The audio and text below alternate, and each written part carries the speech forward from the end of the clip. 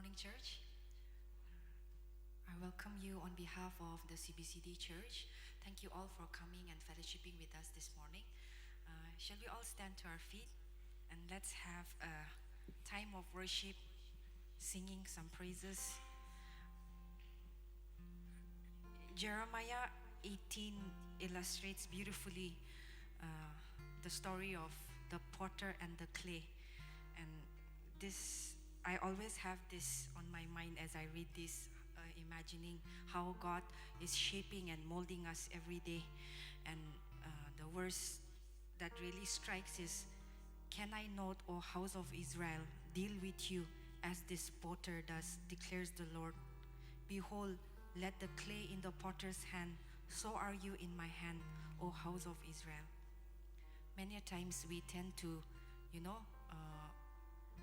when things don't work out in our lives, or maybe there is a sickness that is yet to be healed, or maybe there are broken dreams, or maybe there is a prayer that is yet to be answered. But this reminds us that we are still in the hands of our potter, and then He's making us and molding us.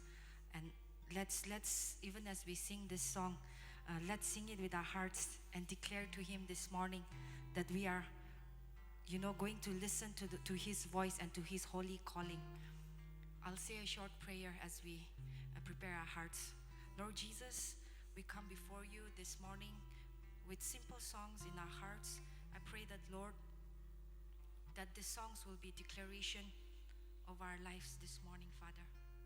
In Jesus' name.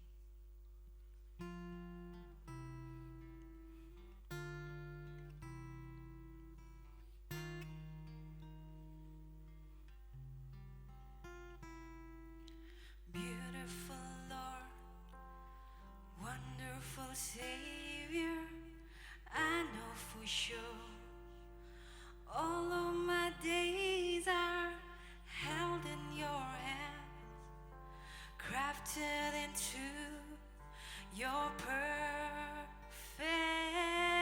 plan.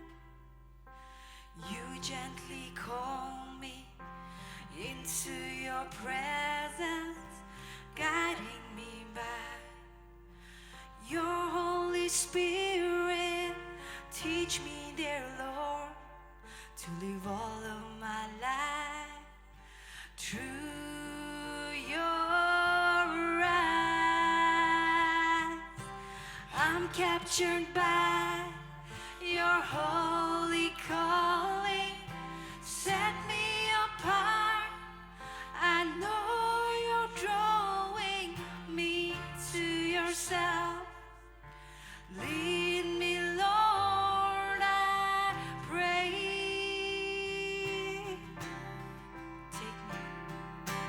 Take me, mold me, use me, fill me. I give my life to the potter's hands. Hold me, guide me, lead me, walk beside me.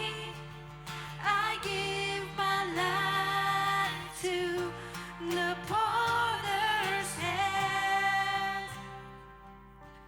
Beautiful Lord, wonderful Savior, I know for sure all of my days are held in your hands, crafted into your perfect plan.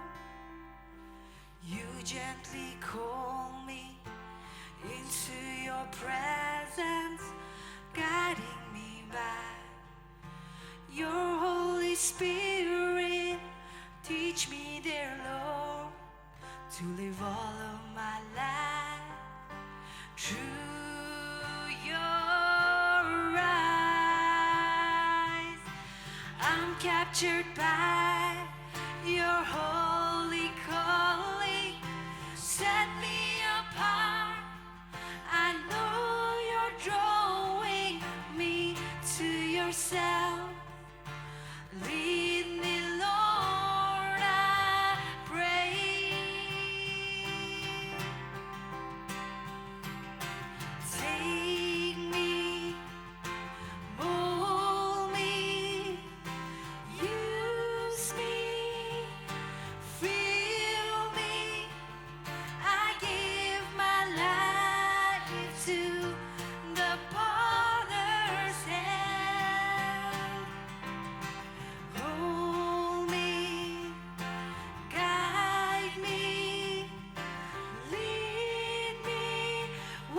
beside me.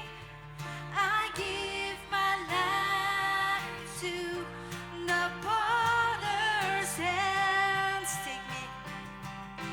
Take me, mold me, and mold me. Use me, fill me. I give my life to the potter's hands. Hold me, guide me, lead me, walk beside me. I give my life to the potter's hands. Hallelujah. Father, we give our lives to the potter's hands this morning. Continue to mold us and make us, Lord, in the way you want us to be, Lord.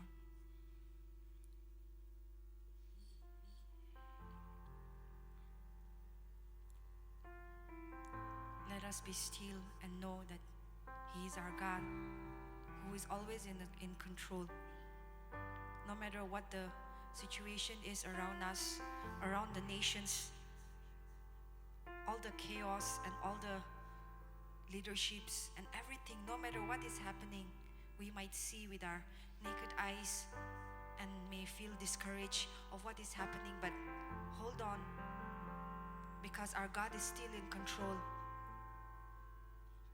No matter what the storms, let His will be done.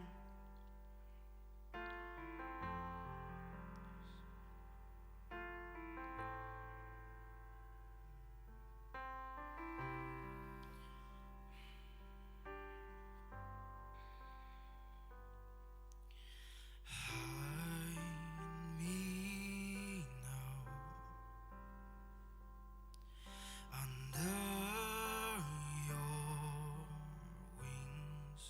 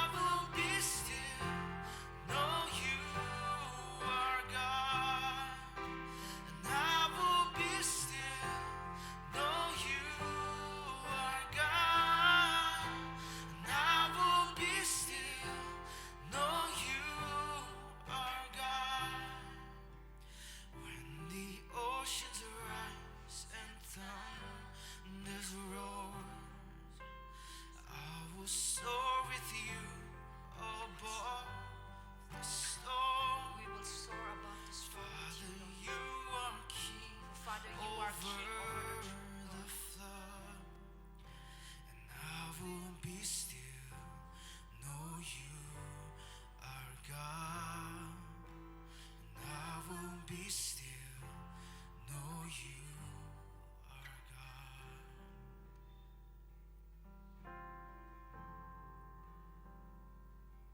Father, thank you for reminding us, Lord, that there is still hope, Lord, for those who believe in God, in Jesus Christ, our Lord and Savior. There is still hope for us and for the world. Father, thank you for this privilege that you have given to us as sons and daughters to come and fellowship with you, Lord. Even as we continue to receive from you, I pray that, Lord, that you would speak to each and every one of us this morning, Lord. Committing the rest of the time into your loving hands. And all God's people say, Amen. You may be seated. Enter his gates with thanksgiving and his courts with praise. Give thanks to him and praise his name. For the Lord is good and his love endures forever. His faithfulness continues through all generations. Praise be to God. Good morning, church. Greetings to you all in the marvelous name of our Trinity God, God the Father, God the Son, and God the Holy Spirit. It's an honor for me to welcome each and everyone to this morning Sunday service. Also, those who are watching online, if there is anyone who joined us for the first time, you are welcome. We are very blessed to have you. If anyone who is here for the first time, you're also welcome, and we are blessed to have you. And you're always welcome to join us in the days to come. Today, our speaker, our Pastor Yabang, he will be delivering God's word to us. There are few announcements. Since the weather is cool, our church, we are providing warm water.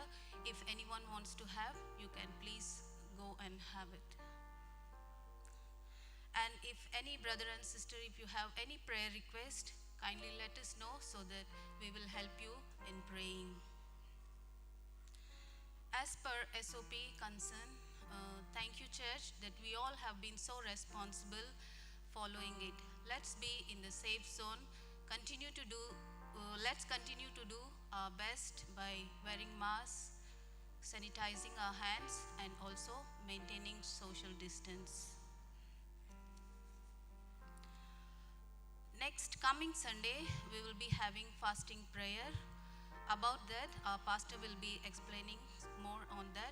So if anyone likes to join, you're most welcome.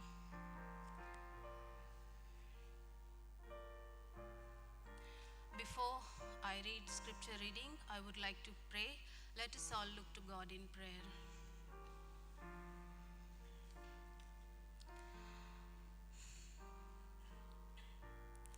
Our loving Heavenly Father, we thank you for this morning, Lord Jesus. Lord, we thank you for your love once again in our lives. Lord, thank you, the life that you have given us this morning as we have come into your presence to worship you, to acknowledge you. Lord, we humble ourselves as we are empty. Lord, fill us. Lord, grace us with your presence. We invite you, Lord, in midst of us. Holy Spirit God, please come in the midst of us so that, Lord, we enjoy your presence. Also, Lord, you are our creator. Lord, you're the God of perfect and you're the God of holy. Lord, we worship you this morning.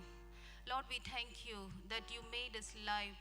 And Lord, so many people, they are unable to see this day. But it's all because of your grace, because of your love. Lord, we could come and we could worship you. Thank you, Jesus, for your love, your kindness, your goodness. Also, Lord, we commit ourselves as we humble, we lift you up, Master. Lord, we thank you for our lives. It's all your grace that we could survive. It's all your grace that we could eat and enjoy our days. And it's all your love that we are healthy, Lord. Thank you for all your benefits in our lives. Thank you, Lord, that you have been so patiently, so faithfully, Lord. You are, Lord, loving us. And also, Lord, you are bearing us. If there is anything in us, Lord, which is hindering, Master, please forgive us. If there is anything that which is not acceptable to you, Master, we pray that please cleanse it, Master. And also, Lord, especially as we offer ourselves as a living sacrifice to you, Master, also we remember our offerings. It's a little amount, but Lord, we pray that you will multiply it and also give us a knowledge to use it for the good purpose of your work. Also, Lord, we pray for your servant who will be delivering us for the God's word. Lord, we pray, anoint him. May the Holy Spirit, God, put your words in him as he speaks to us. Lord, fill us through your spiritual food, Lord. When we move from here, Lord, make us new so that we go out, Lord, with a new mind, with a new heart, with a new spirit, Lord Jesus. Lord, thank you once again as we humble, Lord. We lift you up. We give all the glory and honor to you. We ask this prayer in the mighty name of our Lord and Savior Jesus Christ. Amen. For today's meditation, scripture portion is taken from Old Testament, book of 2 Samuel, chapter 11, verses 1 to 5. As you all follow in your Bibles, the verse will be projected here, so let me read for all of us. 2 Samuel chapter 11, verses 1 to 5. In the spring, at the time when the king go off to war, David sent Joab out with the king's men and the whole Israelite army. They destroyed the Ammonites and besieged Rabbah. But David remained in Jerusalem. One evening, David got up from his bed and walked around the roof of the palace. From the roof, he saw a woman bathing. The woman was very beautiful. And David sent someone to find out about her. The man said, "She is Bathsheba, the daughter of Eliam, and the wife of Uriah the Hittite." Then David sent messengers to get her. She came to him, and he slept with her. Now she was purifying herself from her monthly uncleanliness. Then she went back home. The woman conceived and sent word to David, saying, "I am pregnant." This is the word of God. Now I give time to our speaker for the message and benediction.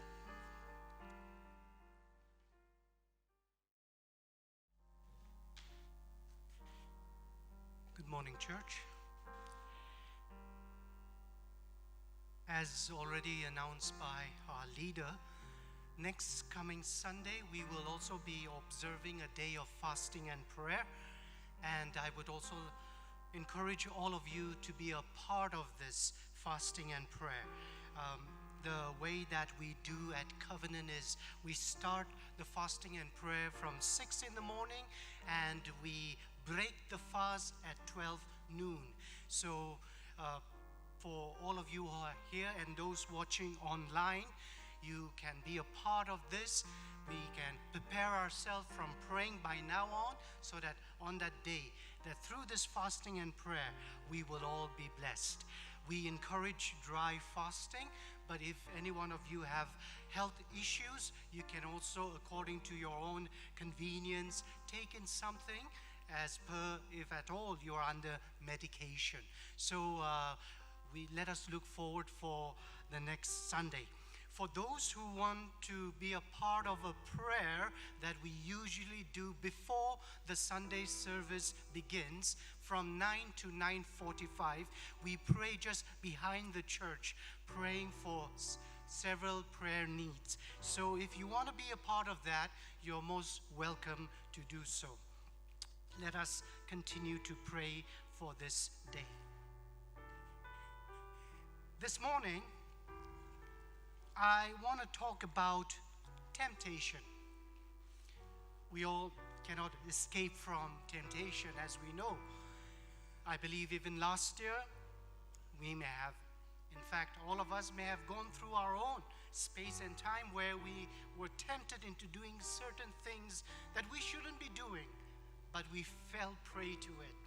And even this year, as we begin the year with a lot of excitement, all through 2021, I believe that in one way or the other, we are going to be tempted, because the enemy is not going to leave us just like that. And so this morning, relating to the scripture that was read to us about David and Bathsheba, I want to share this and try to relate with our day-to-day life and what the message has in store for us. Let me pray. Hallelujah. Loving Heavenly Father, as I stand here, Lord, without you, what can I say? So I pray and I invite you into my life. Fill me with the Holy Spirit and humble me, Lord, and make me worthy to deliver your word. I pray for all the worshipers who are here and those watching online. May you prepare their hearts from now, that they would open up their hearts to listen to your word and be blessed. In Jesus' name we pray. Amen. Now, G. Campbell Morgan said that in the whole of the Old Testament literature, there is no chapter more tragic or full of solemn and searching warning than this. Now, there are two unforgettable events that took place in the life of David. We all know that. The first is the single combat between David and Goliath. He became very famous. He was just a shepherd boy, and God used him. And the next unforgettable event in David's life is when he committed adultery. David and Bathsheba. Now in 2 Samuel chapter 5, when we read verses 12 and 13, here the verse begins with how God has blessed David in so many ways. With riches, with wealth, with a kingdom. He was at the peak of his career. But immediately in verse 13, the Bible says that David began to take in a lot of wives and concubines, which actually was a contradiction if we look at the book of Deuteronomy chapter 17, verses 14 and 17. Here in this passage, the Bible says that there are certain things that the king is forbidden to, and like possession of horses, gold and silvers, and wives. David could have maintained some of that, but when it comes to taking in wives, he had not just one wife, but he had wives and concubines. And probably that also led him into making him a very easy way of falling into temptation. So through this passage that was read to us this morning, I want to bring about just 3 points. 3 points that should trigger us, trigger our minds, our hearts, where we are, and how it is dangerous even for us, if at all we are not really tuned in to the Word of God. And as I share, I would want all of us to also identify our areas where we are weak, where we are bound to fall, so that the scripture can be relatable in our lives. To begin with, the first point that I would like to share is being in the wrong place at the wrong time. Being in the wrong place at the wrong time. Now the scripture begins by saying that in the spring, at a time when kings go off to war. Now springtime was a very good time for kings and the soldiers and general to march on for war campaigns, because the weather was suitable and they believed that there was food that was provided along the way. And the conditions were favorable, that springtime was a time for kings to lead the army into war. But what we see in David is this, that when he's supposed to lead the army to war, he is in the palace, enjoying the luxury of his richness and the palace. The Bible says that perhaps the desire to enjoy the comfortable life, he wanted to avoid the realities of war. Now, David arose from his bed and walked on the roof. That's what the scripture reminds us. He was walking on the roof. Now, the Hebrew verb formed of walked suggests that David was pacing back and forth. You don't just pace when you walk. You pace because there's something in your mind. So obviously, David was not in the right place. He should be there, but he was in the place of luxury. His mind was preoccupied that he couldn't relax, or there was some uneasiness in his heart. He couldn't sleep. He was uneasy because he was not where God would want him to be. Now, have you ever been in a situation where you are not supposed to be? Have you been saying things that you are not supposed to say? Have you been doing things that you're not supposed to do? Have you been, indulging something that you're supposed to avoid? Because here David was supposed to be there, but he was in a place where he could easily fall prey to temptation. There was too much time for him that may have led him to an idle mind. Now, there's a very famous Old English proverb which says, an idle mind is the devil's workshop. It's good to relax sometimes. Take a break. Because when we take a break from our work and relax, what happens is we gain back our strength. And when we do that, what do? We go back to work again.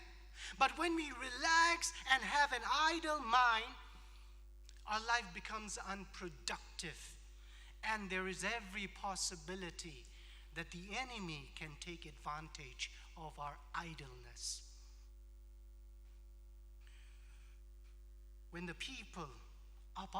people pass through difficult moments, we always get down on our knees and we search God.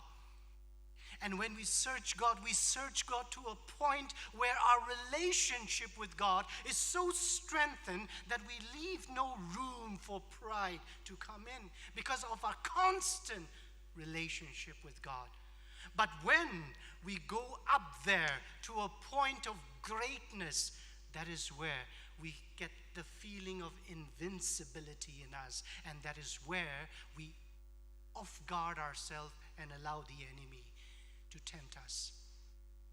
David was not supposed to be in that palace on that day. He was in the wrong place at the wrong time. You can sometimes be in the wrong place, and it can also destroy your lives. Number 2, looking where you're not supposed to be looking. Now, the king's palace, the higher elevation of the king's palace roof allowed David to see the neighbors and the houses that is close to the palace. And the construction and the architect was made in such a way that sometimes kings and queens, they need a space and time to rest and relax and be far away from the noise of the people. So in such a way, it was constructed. And here is David up there on the roof, strolling around. And all of a sudden, he glimpses and he sees Bathsheba bathing. Now, his first look must have been unintentional. People did not come and report to David and say, oh, there's a woman bathing naked. And then David hurried up to see. No. But his first glance may have been unintentional. But what really led David to sin is that he watched, he looked, and he kept on looking. He could have turned his eyes on the other direction, but he couldn't take her eyes off Bathsheba. And slowly, because of her constant staring, it allowed the enemy to capture his heart. You know, we can learn from the story of Joseph in the book of Genesis 39, 11 to 13, if you read along. Joseph was sold as a slave, and more so to make the condition worse, falsely accused, he went through hell. And then came when Potiphar's wife wanted to seduce Joseph. Now, the Bible does not give a detailed account of the point of seduction there, when the wife tried to seduce Joseph into sleeping with her. But the conclusion is that Potiphar's wife must have been beautiful.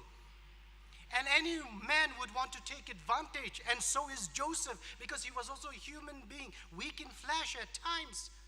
But the Bible says he ran, because he knew that until and unless he runs away, he will be tempted. He will fall prey to temptation.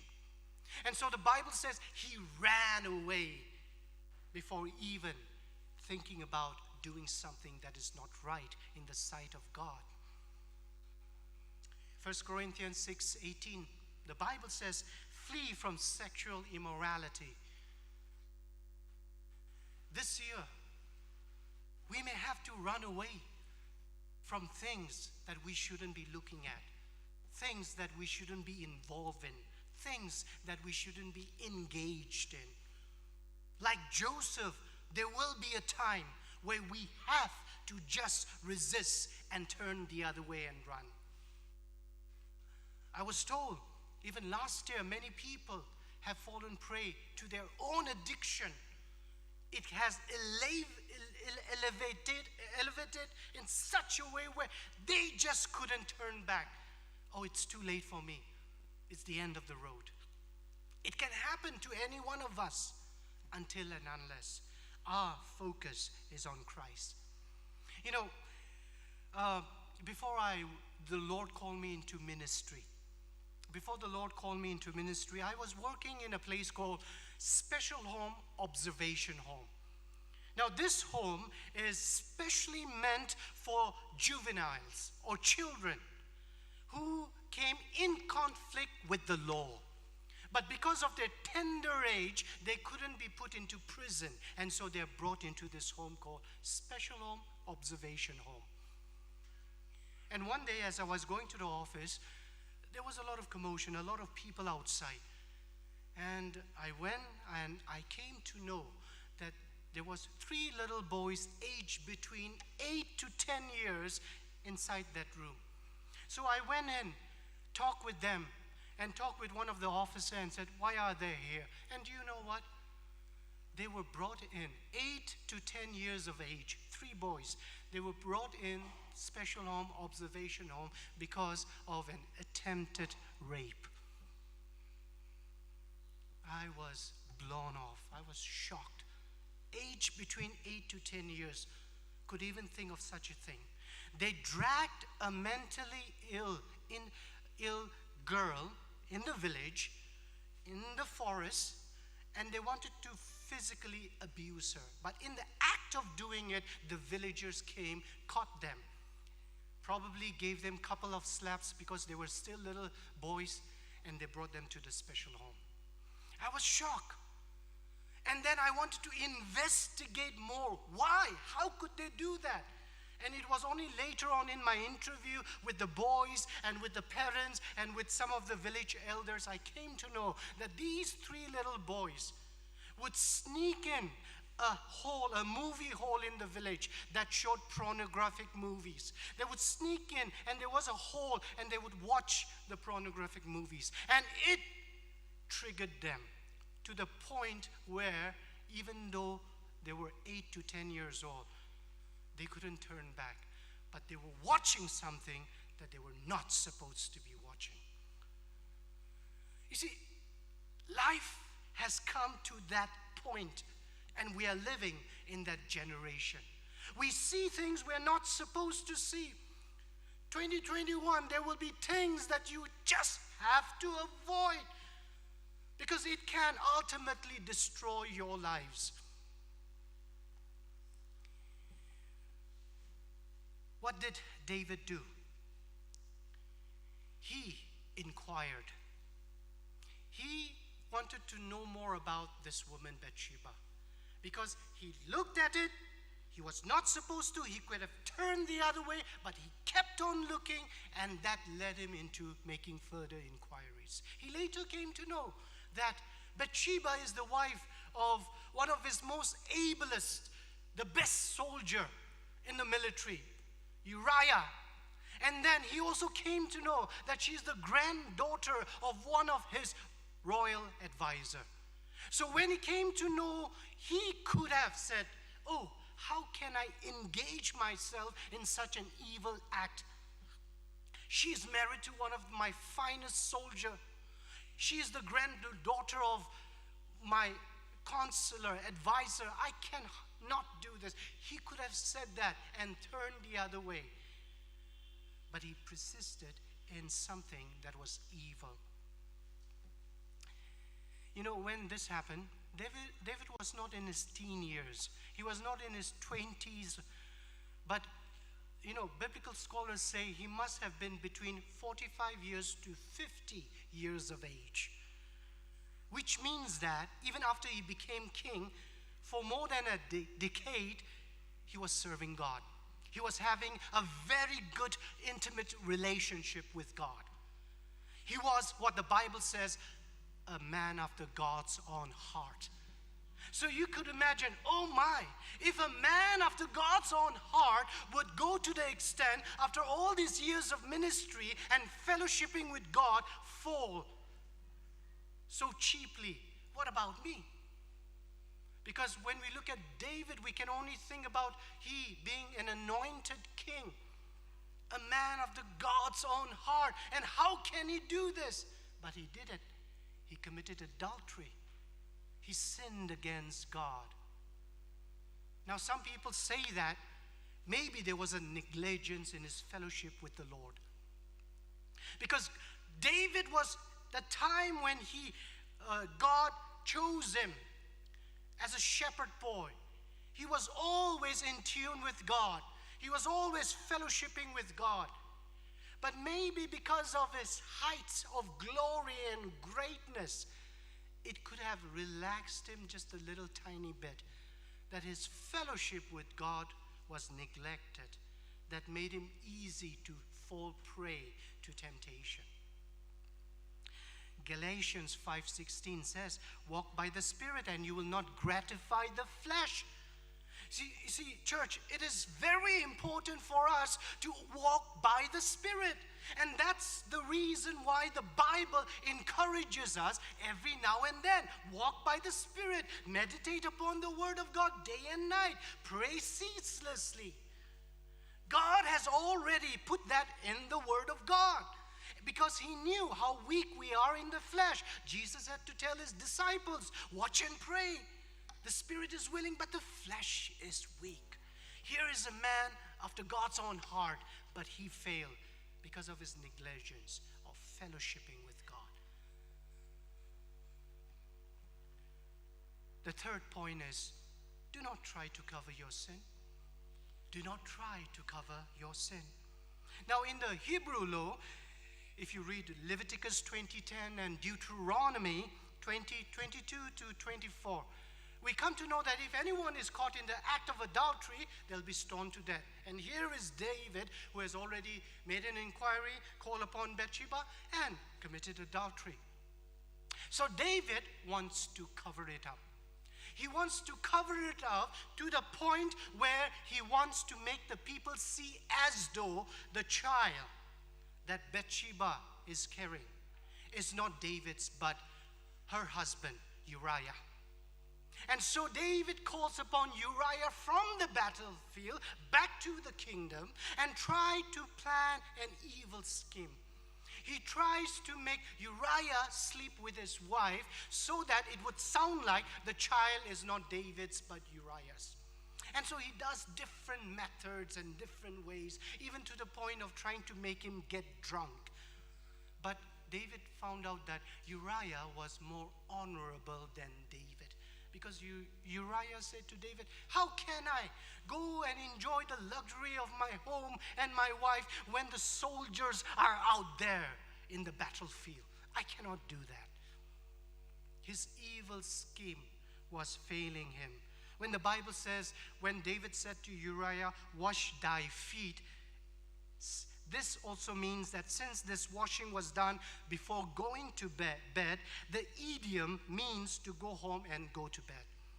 So he was trying every ways to cover up his sin, but it was failing him. So the last thing that he could do is send him back to the battlefield on a suicide mission. He wanted Uriah to be in a place where the fighting is at its worst so that he will be killed. But it was his intention to kill Uriah. And so the person he gave orders was to the general, Joab. Do this. Send Uriah there. And the plan succeeded. You see, the more you get engaged in sinning, the more further and further away we will go from the Lord. It's very dangerous. One pastor, I remember in one of the conference, he said that as a child, he lied once. And in order to cover up that lie, he had to tell 1,000 lies. It sounds funny, but it is true. You see, if you have sinned, the Bible reminds us that Jesus died on the cross to take away the sins of the world. Forgiveness is there. All we have to do is confess our sin and say, Lord, I repent. Yes, in the later part, in the next chapter, we see David realizing his sin and repenting. We see the grace and forgiveness of God. It is there. But many times we want to cover our sin. And in order to cover our sin, we make more sin. We do more sin. We get engaged and involved in sinning more. And the more we get engaged in sinning, the more we are further walking away from God. So here is David, who had won a battle when he fought the giant Goliath. But in his next battle, he failed to win with this giant called lust. Let's talk about Bathsheba as I am coming to a conclusion. Now, when we talk about David and Bathsheba, we only talk about David committed adultery. End of story. But what can we learn from Bathsheba as well? There are few things that we can also learn. They also suggest that Bathsheba was bathing in a courtyard surrounded by walls on every side. And it was not covered. It was rather open where people could see. Was her motive intentional? That's debatable. And many theologians, they debate on that.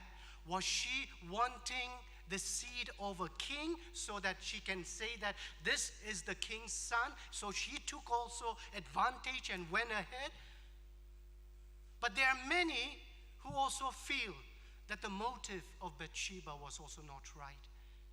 Now, even allowing one person to see her bathing was a mistake, because it's naturally and ultimately going to lead the onlookers into sinning, because she's intentionally exposing herself.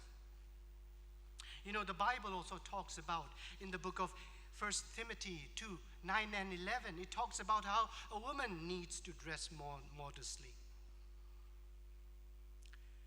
Our body is a temple of God. How are we making use of our body to please God rather than to please men? Now, by saying this, I don't mean that next Sunday all of you should come in with PBE dress. But I'm only talking about the decency of how we need to also look at our body as a gift of God.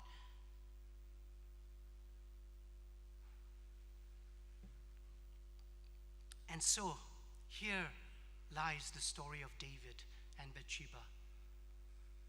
Now, the immediate chapter that follows later on, it talks about how God sends the prophet Nathan to rebuke David of what he did was wrong.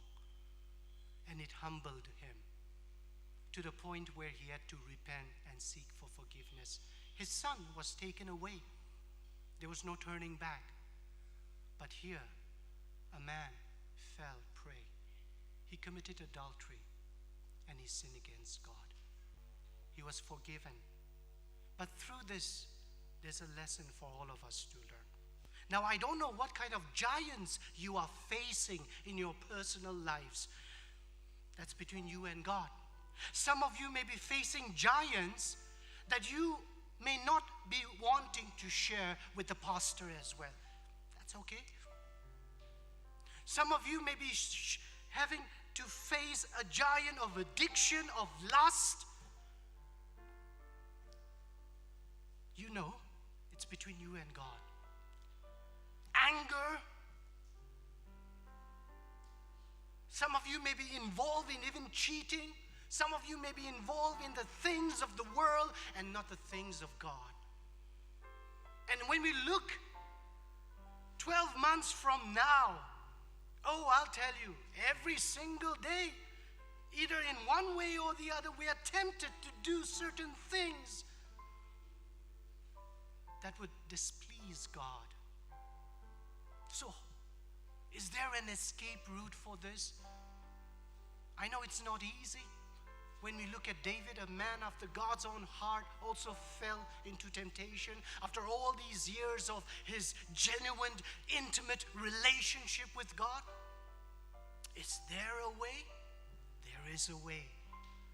And that way comes through Jesus Christ, the Savior of the world.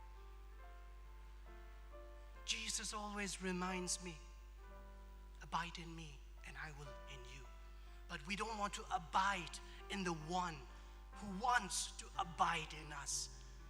And that's where the giants of our lives come and destroys us.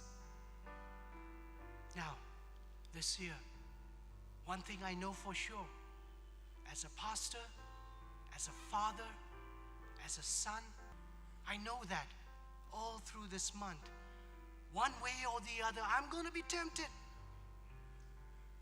I will be tempted. But I also do know this, that in the midst of that temptation, I know who to hold on to. I know where to hold on, how to, because God is there for people who respond to Him, who fellowship with Him. And along with me, I want to encourage all of us this morning in the house of God, and also those watching online, that whatever giants you're facing, don't let it crush your spirit, but allow Christ to be the center of your life. Trust in Him. He will give you the strength to overcome the temptations of our lives. He's forgiving, He's loving, He's compassionate. He wants to fellowship with you and with all of us. Are we willing to have that fellowship with God? Let me pray. Can we just quieten our hearts? As I conclude this with a prayer,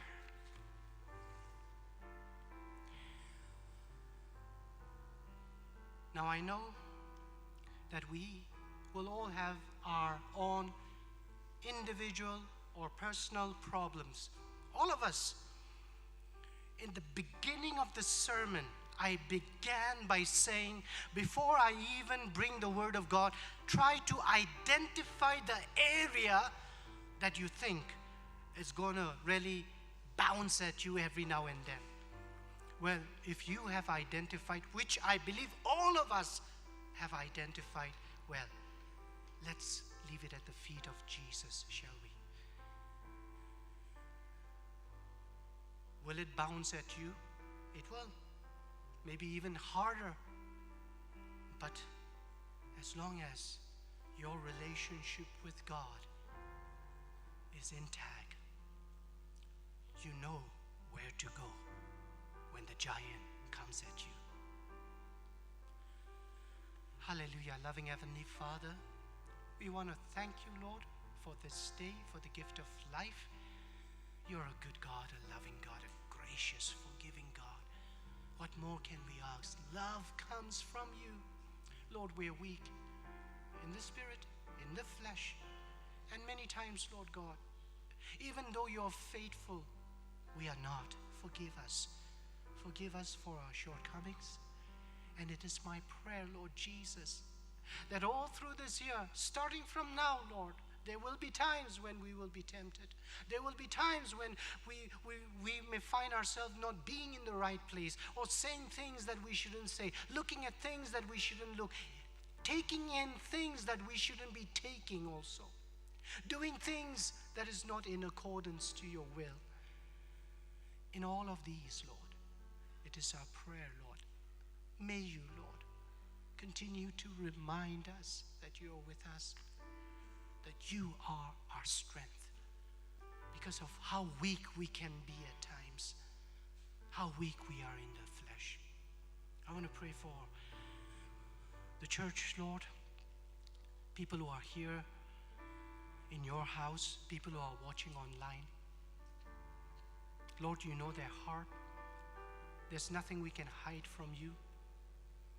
We may be able to hide from our families, our loved ones, our members, but not from you, Lord. And so I pray, Lord God, that you would minister to each and every one of them. I believe that all the members who are here today and watching online, they have identified their problem. And right now, Lord, they just want to leave it at your feet, saying, Lord, I need you. I need you to help me overcome this. Lord, may you come down upon them, upon me, Lord. For even me, I have my own weaknesses and shortcomings. May you minister to us. May that sweet, gentle voice, assuring voice of yours speak to us, to only remind us that you have always been there for us. You've always been there for us.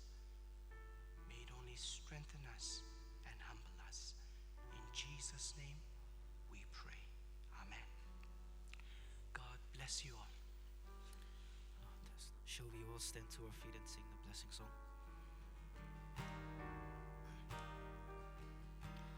The Lord bless you and keep you. The Lord make his face shine upon you and give you peace, and give you peace, and give you peace forever. The Lord be gracious to you.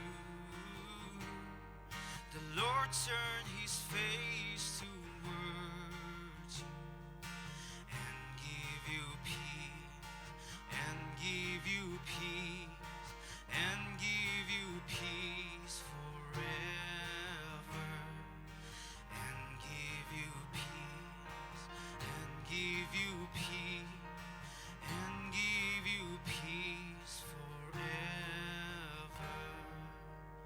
God bless us all.